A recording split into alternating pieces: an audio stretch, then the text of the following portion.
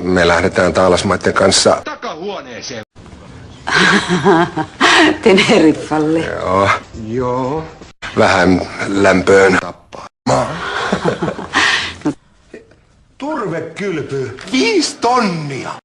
On siinä turpeella hinta. Kiva. Aikamoista kiskontaa. Halvemmaksi tuli se junan eteen. Sovitaanko, ettei kokeilla? Ei ainakaan mun ammeessa. Enhän mä nyt tosissani. Kulta hei, jos sä haluat Vankilaa! niin sä pääset.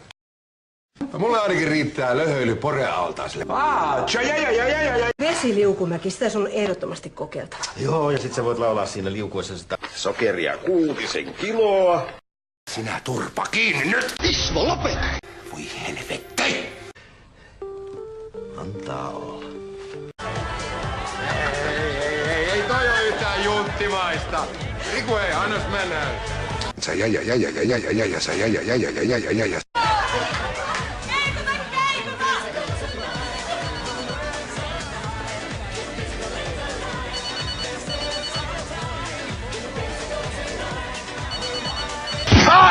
Paketti hiivaa. Niin.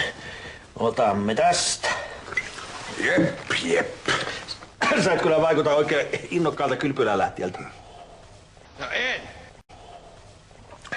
Kuka suomalainen mies tosissaan haaveilee jo seksi perunamuusia Ismon salaisella nakkikastikkeella? Ainakin aion kokeilla niitä kaikkia. Ties vaikka sais, kato, 20 vuotta iästä pois.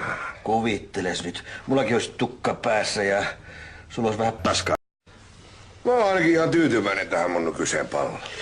Jos se on rahasta kiinni, niin rahantuloa ei voi estää! Ei, nyt sä käsitit ihan väärin. Mua ärsyttää vaan tommonen kiskonta humpukihoidoista. Niin kuin nyt esimerkiksi seksiterapiasta. Niin no en mäkään sitä kyllä oikein ymmärrä. Niin, mutta Tanja on hirveän innoissaan.